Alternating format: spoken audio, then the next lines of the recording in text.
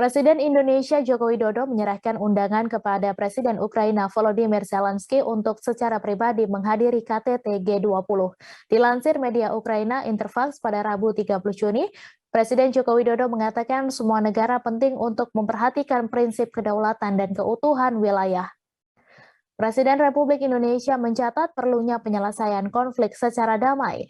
Presiden Jokowi mengatakan akan segera bertemu dengan Presiden Rusia Vladimir Putin dan mengungkapkan keinginannya untuk perdamaian.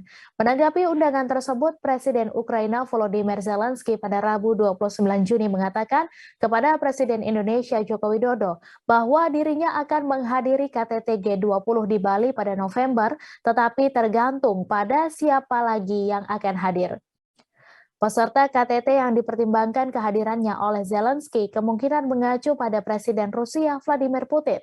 Diketahui Presiden Jokowi berada di Kiev pada Rabu 29 Juni sebelum kemudian menuju ke Moskwa untuk bertemu dengan Putin.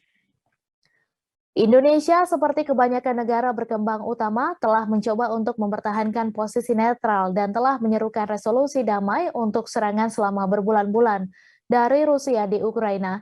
Indonesia tahun ini memegang kursi kepresidenan bergilir G20 dan sempat berada di bawah tekanan Barat untuk mengecualikan Putin dari pertemuan itu setelah mengumumkan pada bulan April bahwa Putin telah diundang, di mana diketahui negara-negara G20 menyumbang sekitar 80% dari total output ekonomi dunia. Terima kasih sudah nonton. Jangan lupa like, subscribe, dan share ya.